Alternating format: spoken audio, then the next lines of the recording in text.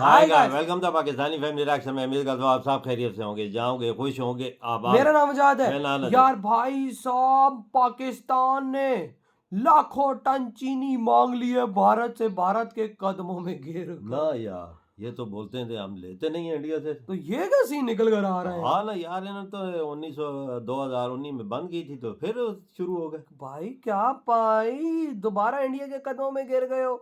वाह चीनी लेने भाई, के लिए। वॉच करते हैं भाई, कौन ऑन करते स्टार्ट। रमजान में शुगर फ्री हो गया अबे बड़ी महंगी हुई पाकिस्तान। है। बेचारे हाँ, पाकिस्तानी दो रमजान में चीनी के लिए तरस गए क्योंकि चीनी के दाम पाकिस्तान में आसमान पर पहुंच गए। नौबत ये आ गई है कि शहबाज को अब भारत से दुश्मनी बुलाकर चीनी इंपोर्ट करनी पड़ रही है। ये दावा भी पाकिस्तानी मीडिया ने ही किया। इम्पोर्टेंट थिंग इज वैसे इनको कि पाकिस्तान की जो इकोनॉमिक कोऑर्डिनेशन काउंसिल है उसने ये फैसला किया है कि पाकिस्तान तकरीबन 5 लाख जो टन गंदा शुगर है वो इंडिया से इंपोर्ट करेगा। इंडिया दुनिया का जो शुगर का सेकंड नंबर पे बड़ा प्रोड्यूसर है और तो पाकिस्तान के अंदर क्योंकि शुगर की कीमतें बहुत ज्यादा हाई हो गई, तो अब ये जो 5 लाख मैट्रिक टन चीनी आएगी तो उसे बैलेंसिंग हो जाएगी। 5 लाख टन है भाई। देखें जावेद साहब, पहले तो देखें, आपको भी पता है चीनी एक्सपोर्ट क्यों किया आपने, जब आपको पता था कि चीनी नहीं है मुल्क में। इतने समझदार लोग हमारी गवर्नमेंट में बैठे हुए हैं, उनको ये नहीं पता था जब ये समरी बन रही थी, जब ये अप्रूवल हो रही थी कि आगे जो है हमारे पास मसला आ जाएगा। कि अब आटे के साथ साथ लगता है कि चीनी के लिए भी लाइन लगानी पड़ेगी। चीनी की भी शॉर्टेज हो गई है और प्राइस जो है वो बढ़ा दी गई है। और जैसे कि पहले भी मैंने कहा कि एक माफिया है पाकिस्तान में जो हर चीजों के लिए इसी तरीके से करता है। कभी पहले सारी की सारी शुगर उठा के एक्सपोर्ट कर दी और अब इंपोर्ट करने के लिए जो है बात की जा रही है। बदकिस्मती है ना कि जब भी रमजान आता है तो हमारे ताजिर जो है ज्यादातर कोशिश करते हैं कि जी अवाम को लूटा जाए और चीजें महंगी की जाए पाकिस्तान में बनिस्बत दूसरे ममालिक के। लेकिन मेरा ख्याल है कि पाकिस्तान को इस चीज की समझ आ गई है कि इतना जो आपके करीब नेबर हो और इस तरह के बेशक हालात जितने भी बुरे हों, जो बिजनेस है उसको फॉरेन पॉलिसी और नेशनल सिक्योरिटी से अलग रखना चाहिए। ये बहुत बड़ी डेवलपमेंट है। जय हिंद दोस्तों कल शाम 7-8 बजे के आसपास पाकिस्तानी मीडिया में एक हेडलाइन फ्लो होना शुरू हो गई जिसमें कहा गया कि भाई पाकिस्तानी सरकार ने या पाकिस्तानी ट्रेड मिनिस्ट्री ने भारत से बड़ी डिमांड की है कि 5 लाख टन चीनी भारत दे, थोड़ी है, ठीक है, और बदले में पाकिस्तान पैसा देगा। यानी चीनी का ट्रेड चाहता है पाकिस्तान, एक तरफा ट्रेड की भारत से सिर्फ चीनी मंगाएगा। क्यों? क्योंकि रमजान के कारण चीनी की शॉर्टेज हो गई है।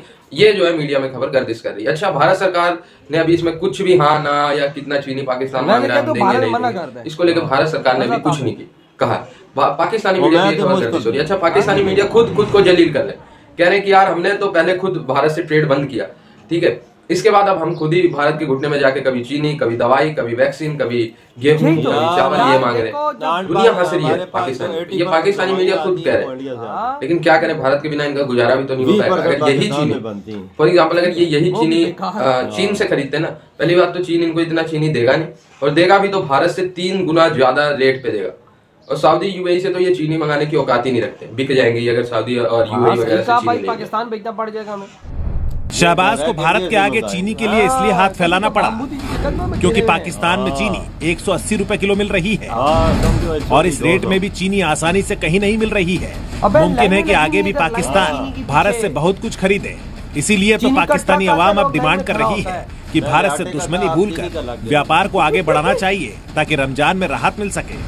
चीनी का भी यही इशू है, 135 रुपए किलो चीनी पर पहुंच गई है और जो ही ये रमजान शुरू होगा मजीद महंगी हो जाएगी। तो अब ये जो 5 लाख मैट्रिक टन चीनी आएगी तो उसे बैलेंसिंग हो जाएगी।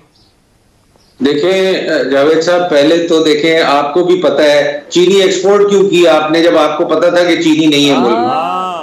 इतने समझदार लोग हमारी गवर्नमेंट में बैठे हुए हैं, उनको ये नहीं पता था जब ये समरी बन रही थी, जब ये अप्रूवल हो रही थी कि आगे जो है हमारे पास मसला आ जाएगा, चीनी शॉर्ट हो जाएगी, प्राइसेस विल राइज और हमें मसला आएगा मुल्क में। तो ये तो देखें, जो डिसीजन ले रहा होता है उसको ये सोचना चाहिए, और स्पेशली फाइनेंस मिनिस्ट्री को, कॉमर्स मिनिस्ट्री को, एग्रीकल्चर मिनिस्ट्री को, ये सब ऑन बोर्ड होती है जी जब समरी बनती है। तो ये चीजें अगर आप उस वक्त नहीं सोचे और अब आके कहे नहीं जी क्योंकि अभी तो चीनी बड़ी महंगी हो गई तो अब इंडिया से मंगा लो, कॉटन खत्म हो गई तो अब इंडिया से मंगा लो। तो ये मैं ये समझता हूं कि ये चीजें हमें सोचनी चाहिए before we make our decisions, और इसीलिए आज ये नौबत आ रही है। और अब आपने फर्दर देर की कि आप कहीं और से नहीं मंगा सकते तो अब इंडिया से मंगा लें। और अगर ये एक एवेन्यू है इंडिया के साथ हालात ठीक करने का,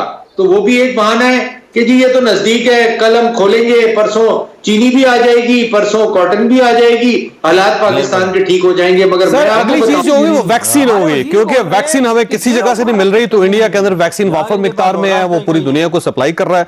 तो वैक्सीन के लिए भी हमें जाहिर है इंडिया के पास जाना पड़ेगा।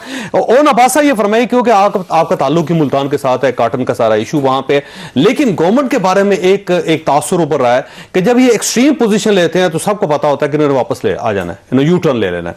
अगर आपको ये अंदाजा था कि कभी ना कभी कॉटन भी इंपोर्ट करनी पड़ेगी, आपको चीनी भी इंपोर्ट करनी पड़ेगी, आपको मेडिसिन भी इंपोर्ट करनी पड़ेगी, और ये जो ट्रांजिट ट्रेड है वो भी आपको खोलनी पड़ेगी, तो ये एक्सट्रीम पोजीशन लेने की क्या जरूरत है कि जब तक मसला कश्मीर हल नहीं होगा तजारत नहीं खोलेगी।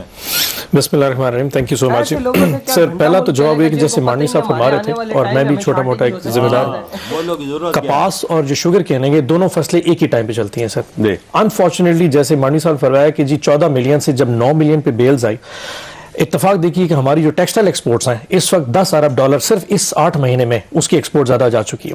अगर हम कॉटन इंपोर्ट नहीं करते तो टेक्सटाइल इंडस्ट्री को बहुत बड़ा धक्का लगने जा रहा था। भाई जाहिर सी बात है, हर चीज इंपोर्ट करो तो अपने देश में कोई ना करो। वो अब मैं एक बात करता हूँ भाई, मुझे कहीं मुश्किल होती है भाई, मैं किसको कॉल करूंगा? अपने बाप को करूंगा। बेशक मैं अपने बाप से लड़ा हुआ क्यों ना हूं भाई, एक बात रियलिटी है।